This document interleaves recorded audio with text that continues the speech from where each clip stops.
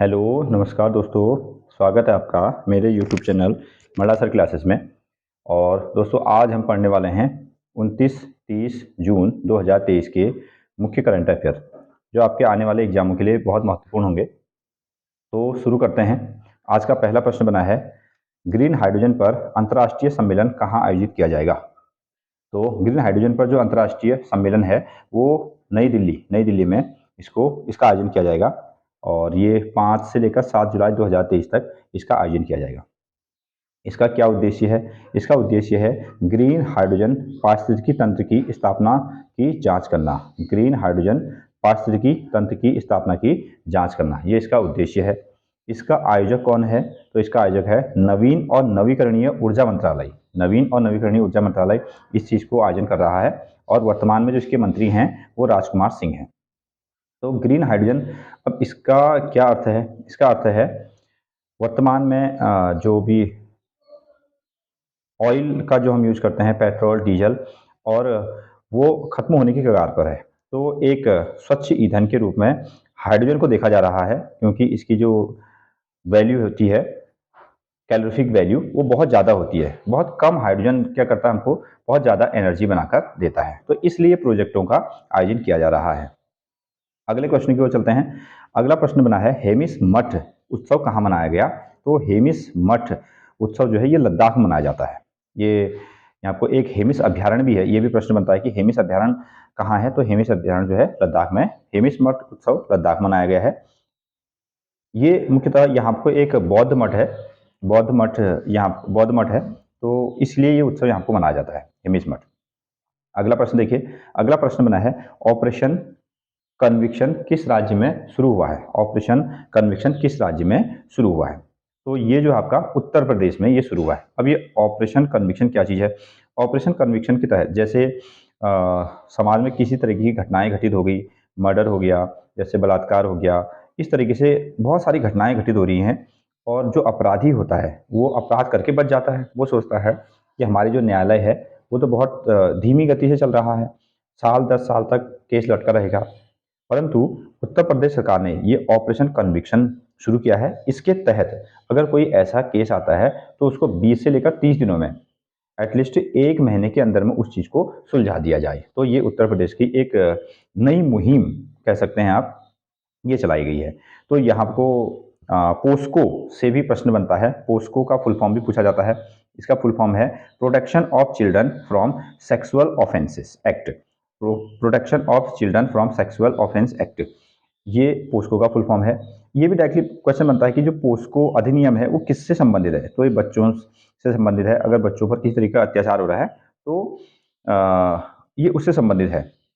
अगर इसमें क्या होता है कि जो बच्चों पर अत्याचार करेगा, अगर उसके खिलाफ रिपोर्ट हो गई है तो यहाँ को तुरंत ही जमानत भी नहीं दी जाती है। ये इतना जबरदस्त कानून भारत सरकार ने बनाया है।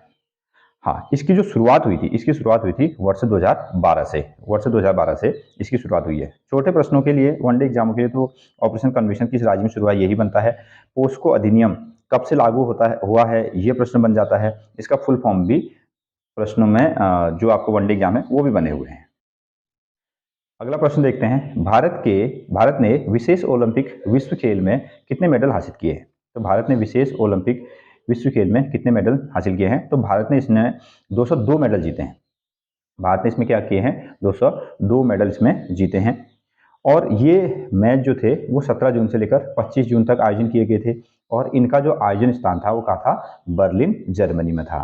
अब जो विशेष ओलंपिक हैं ये कौन है? ये विशेष ओलंपिक वाले जो खेल हैं या वो खिलाड़ी हैं जो मानसिक रूप से अस्वस्थ हैं। मानसिक रूप से क्या हैं, अस्वस्थ हैं। तो उनके लिए खेल आयोजित किया गया है था। तो इसमें भारत ने 202 मेडल जीते हैं। तो वर्तमान में इस साल जो इसका मोटो रहा था वो था unbeatable unbeatable together, unbeatable together. इस खेल में भारत ने 76 गोल्ड, 75 यहाँ को सिल्वर और 51 ब्रोंज जीते। इस तरीके से 202 मेडल भारत ने जीते हैं। इसकी शुरुआत कब से हुई थी? इसकी शुरुआत हुई थी 1968 से इसकी शुरुआत हुई थी। और ये हर 2 सालों में होता है। जैसे ओलंपिक कितने सालों में होता है? ओलंपिक का जो मेन गेम है वो 4 सालों में होता है। तो ओलंपिक का ये जो विशेष ओलंपिक है ये हर साल मतलब हर प्रत्येक 2 सालों में इस गेम का आयोजन किया जाता है। तो वर्तमान इस साल ये बर्लिन जर्मनी में हुआ था। अगला प्रश्न देखिए, अगला प्रश्न है क्यूएस वर्ल्ड यूनिवर्सिटी रैंकिंग 2024 में भारत के किस स्थान को टॉप 150 में स्थान मिला है। तो क्यूएस वर्ल्ड यूनिवर्सिटी रैंकिंग में जो हमारा आईआईटी बॉम्बे है उसको 149वां स्थान मिला है। 149 नंबर का स्थान उसको दिया गया है। अब अगला प्रश्न देखिए, अगला प्रश्न बना है भारत की पहली हाइड्रोजन ट्रेन कहाँ चलेगी। तो भारत की पहली जो हाइड्रोजन ट्रेन है वो जिंद हरियाणा में चलेगी। जैसे अभी हमने बात भी की थी, जो भविष्य का जो ईंधन है वो किसको देखा जा रहा है, हाइड्रोजन को देखा जा रहा है। तो हाइड्रोजन की अगर हम बहुत कम मात्रा भी जलाते हैं तो लार्ज अमाउंट में हमको क्या मिलती है, एनर्जी मिलती है। तो ये पहला परीक्षण शुरू भी हो गया है। तो भारत की जो पहली हाइड्रोजन ट्रेन है वो जिंद हरियाणा में चलेगी। ये इस साल के अंत में चलेगी, नवंबर दिसंबर के समय में चलेगी। अगर हम कहें कि विश्व में पहली हाइड्रोजन ट्रेन कहाँ चली है तो जर्मनी में इसका आयोजन किया गया है या जर्मनी में ये चलाई गई है। तो भारत भी इस रास्ते पर आगे बढ़ रहा है। अगले प्रश्न की ओर देखते हैं। अगला प्रश्न है अमेरिका के बाद दूसरा सबसे बड़ा राजमार्ग नेटवर्क वाला देश कौन बन गया। तो सबसे ज्यादा जो राजमार्ग है वो कहाँ है, अमेरिका में है। एक प्रश्न तो ये बन गया। अब इसमें जो दूसरा नंबर स्थान मिल गया है, दूसरा स्थान में कौन आ गया है, भारत आ गया।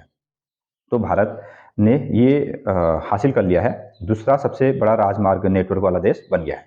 वर्तमान में जो हमारे सड़क परिवहन मंत्री हैं वो कौन है, नितिन गडकरी जी हैं। तो नितिन गडकरी जी के तत्वाधान में ये सारा कार्यक्रम चलाया जा रहा है।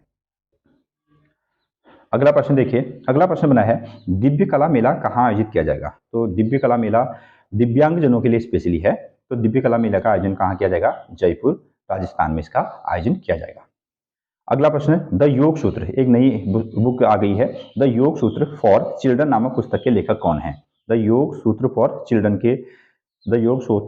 चिल्ड्रन नामक जो पुस्तक है उसके लेखक हैं रूपा पाई। तो रूपा पाई ने इसको लिखा हुआ है, आगे आने वाले एग्जाम के लिए महत्वपूर्ण है ये। अगला प्रश्न देखिए, राष्ट्रीय सांख्यिकी दिवस कब मनाया जाता है। तो राष्ट्रीय सांख्यिकी दिवस हर साल 29 जून को मनाया जाता है। एक प्रश्न तो ये बनता है। दूसरा, अब ये 29 जून को ही हम क्यों मनाते हैं। तो 29 जून को पीसी महालनोबिस जी का जन्मदिन है। पीसी महालनोबिस जी का जन्मदिन है। और ये भी प्रश्न बना है कि भारतीय सांख्यिकी के जनक कौन है। तो जवाब है पीसी महालनोबिस। इससे भी प्रश्न बना है। तो भारतीय सांख्यिकी के जो जनक हैं वो कौन है, पीसी महालनोबिस जी हैं। और उनका जन्मदिन कब मनाया जाता है, 29 जून को। इसलिए हम राष्ट्रीय सांख्यिकी दिवस मनाते हैं।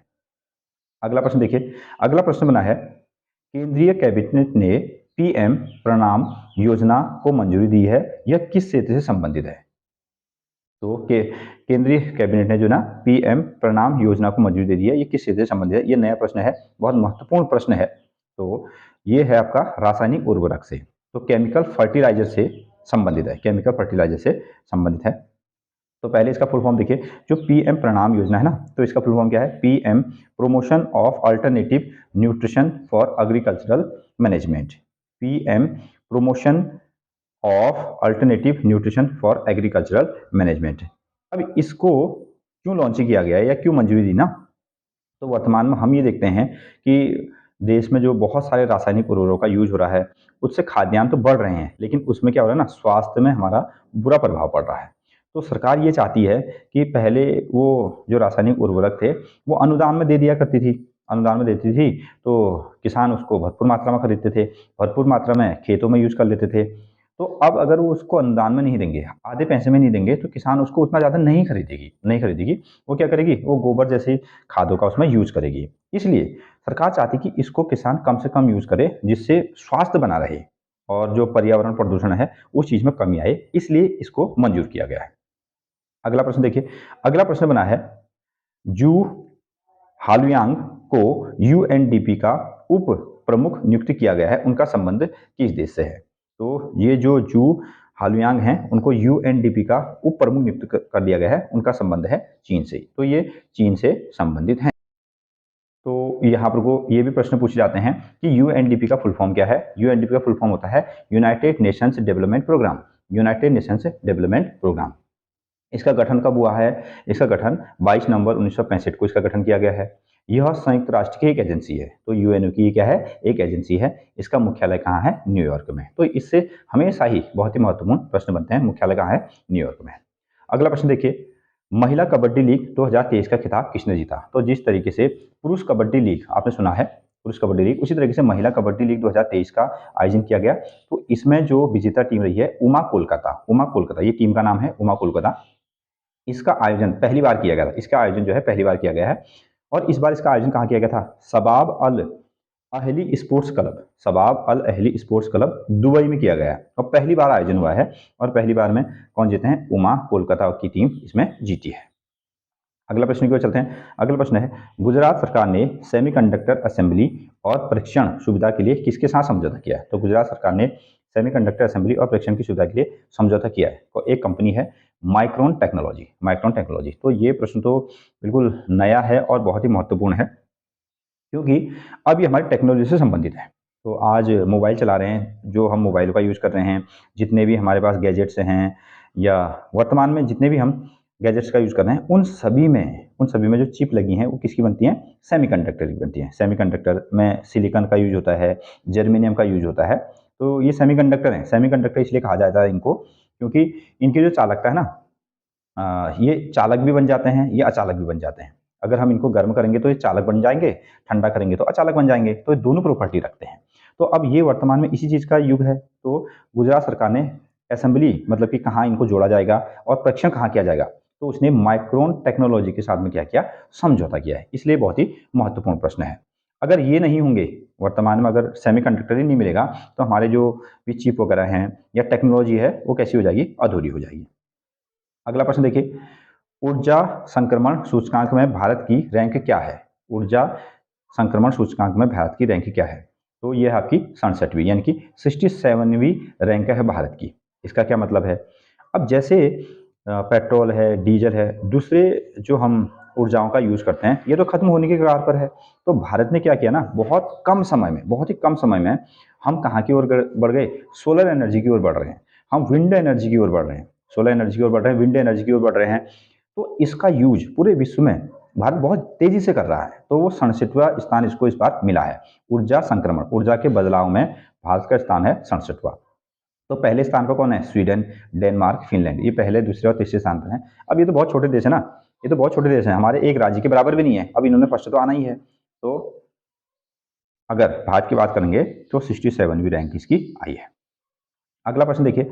अगला प्रश्न है, अमरोहा ढोलक किस राज्य से संबंधित है? तो अमरोहा ढोलक किस राज्य से संबंधित है जिसे हाल में ही जीआई टैग दिया गया है? तो इसको क्या दिया गया है? जीआई टैग दिया गया। तो प्रश्न है अमरोहा ढोलक ना, तो अमरोहा ढोलक किससे संबंधित है? उत्तर प्रदेश से संबंधित है। तो उत्तर प्रदेश के अमरोहा ढोलक को इस बार जीआई टैग दिया गया है। जीआई टैग से भी प्रश्न बनते हैं। जीआई टैग मतलब ज्योग्राफिकल इंडिकेशन, इसका फुल फॉर्म है, या हिंदी में कहें तो भौगोलिक संकेतक, भौगोलिक संकेतक। तो भारत में अगर हम देते तो हैं जीआई टैग, तो इसका मुख्यालय, क्योंकि अभी सभी को जीआई टैग का फुल फॉर्म ये सब पता है, तो नए प्रश्न जो बन सकते हैं वो क्या बन सकते हैं कि भैया बताइए, जीआई टैग का जो प्रमाणन देते हैं उसका मुख्यालय कहाँ है? चेन्नई, तमिलनाडु में है। कितने सालों के लिए वैध है? क्या ये जिंदगी भर के लिए वैध है? नहीं, ये 10 वर्षों के लिए वैधता देता है। ये कब अधिनियम आया था? तो 1999 में जीआई टैग अधिनियम आया था। लागू कब से हुआ? 2003 से। तो इतने सारे प्रश्न इसमें से बनाए जाते हैं और वर्तमान में अमरोहा ढोलक को भी जीआई टैग दे दिया गया है। अगला प्रश्न देखिए, चेक लेडीज ओपन में लेडीज यूनियन टूर इवेंट किसने जीता है? तो चेक लेडीज ओपन में लेडीज यूरोपियन टूर इवेंट किसने जीता है? तो जवाब है दीक्षा डागर। तो दीक्षा डागर ने ये चेक लेडीज ओपन जीता है। अब प्रश्न भविष्य में क्या बनेगा? प्रश्न ये बनेगा कि दीक्षा जो डागर हैं उनका किस खेल से संबंध है? तो जवाब है गोल्फ से। तो गोल्फ से वो संबंधित हैं, ऐसा इसमें प्रश्न बन सकता है। तो आज के लिए इतना ही रखेंगे। अगर आपको वीडियो अच्छी लग रही है तो लाइक करें, शेयर करें, कमेंट करें और सब्सक्राइब जरूर करें। तो मिलते हैं अगले वीडियो में, तब तक के लिए धन्यवाद।